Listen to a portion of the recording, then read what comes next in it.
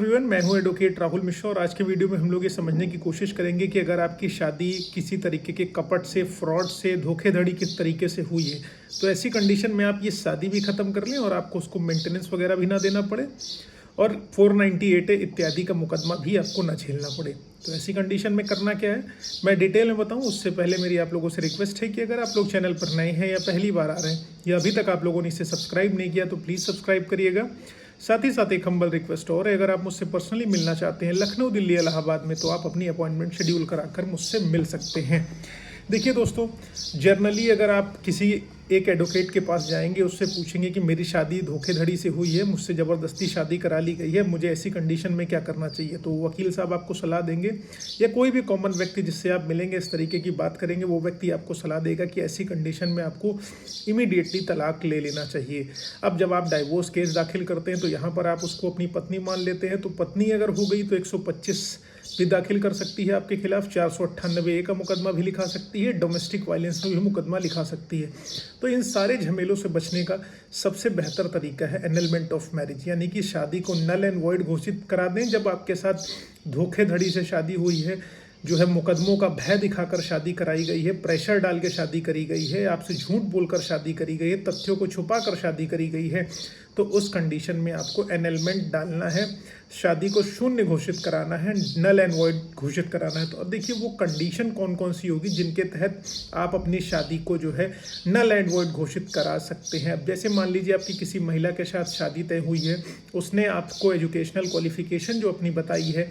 या जो भी उसने प्रमाण पत्र प्रस्तुत किए हैं, उसने एक हाईली क्वालिफाइड महिला होने का दावा किया है, जैसे उसने MBA कर रखा है, BTech कर रखा है या कोई भी उसने डिग्री ले रखी है जो आपको बताई, जिसके डॉक्यूमेंट दिखाए, लेकिन बाद में आपको एक इन्वेस्टिगेशन के बाद पता चलता है शादी हो जाने के बाद कि वो महिला की एजुकेशन एक्चुअल में है ही नहीं, उसने ग्रेजुएशन बताया लेकिन वो इंटर पास भी नहीं। तो ऐसी कंडीशन में उसने आपसे झूठ बोलकर शादी करी, तथ्यों को छुपाकर शादी करी,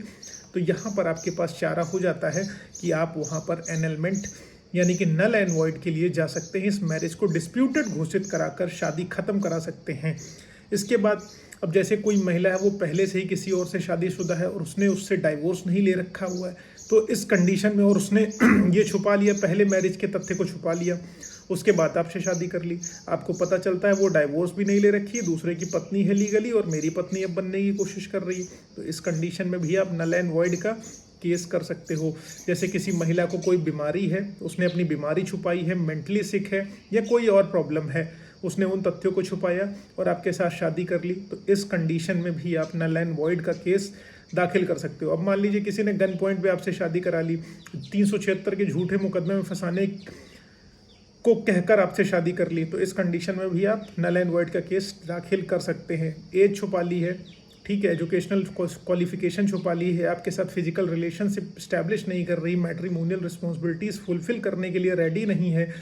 तो आप ऐसी कंडीशन में एनलमेंट डाल सकते हैं। अब जैसे महिला मेंटली सिक है या वो पहले से ही प्रेग्नेंट है शादी के पहले और आपसे शादी कर लेती है, फिर ऑल ऑफ सडन आपको पता चलता है कि कोई फिजिकल रिलेशनशिप बना नहीं, इसको प्रेगनेंसी कैसे हो गई, तो इस कंडीशन में भी आप जो है एनलमेंट के लिए जा सकते हैं। मतलब कोई ऐसी कंडीशन जिसमें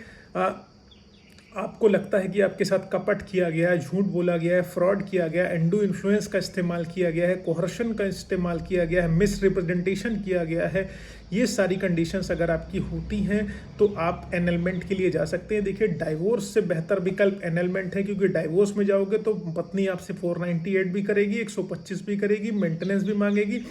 DV भी करेगी और पूरे परिवार को हैरेस करने की भी कोशिश करेगी, और डाइवोर्स जाओगे तो आप डाइवोर्स ही कहलाओगे, ठीक है। लेकिन अगर आप एनलमेंट करते हो और एनलमेंट का केस अगर आप जीत जाते हो तो आपका जो सिंगल स्टेटस है वो वापस मिल जाता है, यानी कि आप सिंगल कहलाएंगे, ना कि डाइवोर्सी कहलाएंगे। तलाक का मुकदमा दाखिल करोगे तो तलाकशुदा कहलाओगे, लेकिन एनलमेंट अगर फाइल कर दिया तो आप कहलाओगे कि आप सिंगल थे, आपकी शादी हुई ही नहीं है, क्योंकि लीगली शादी सिर्फ सिंदूर भर देने से और फेरे लगा लेने से सोलमनाइज नहीं मानी जाती है। उसके कुछ पैटर्न्स हैं, उन पैटर्न्स को अगर नहीं फॉलो किया जाएगा तो माना जाएगा कि वो शादी शून्य है, और ऐसी कंडीशन में अपने आप को आप बचा सकते हो, निकल सकते हो इस तरीके की चीज़ों से। इसलिए अगर ऐसा कुछ आपके केसेस में है, ऐसी कोई प्रॉब्लम आपके बीच में चल रही है, तो आप एनलमेंट डालिए, ना कि डाइवोर्स डालिए। डाइवोर्स डालेंगे बहुत लंबा प्रक्रिया होता है, वेटिंग पीरियड होता है, कूलिंग पीरियड होता है, और जो है अगली पार्टी इमोशन से बिफर जाए, बिखर जाए, दुनिया भर की चीज़ें। एनलमेंट में सिंपल, आप एनलमेंट डालते हो, अपोजिट पार्टी को नोटिस जाएगा, अपोजिट पार्टी नहीं आती, एक्स पार्टी प्रोसीडिंग करा के ख़त्म कर दो, शादी वहीं से शून्य घोषित करा दो। तो सिंपल है, एनलमेंट में जाओ। और बाकी कोई प्रॉब्लम हो तो प्लीज़ आप फेसबुक, इंस्टाग्राम, ट्विटर पर मुझसे जुड़ो, मैं डायरेक्ट आपके क्वेश्चंस का जवाब दूंगा। अगर कोई समस्या हो तो आप मुझसे संपर्क कर सकते हो। Thank you so much. जय हिंद, जय भारत।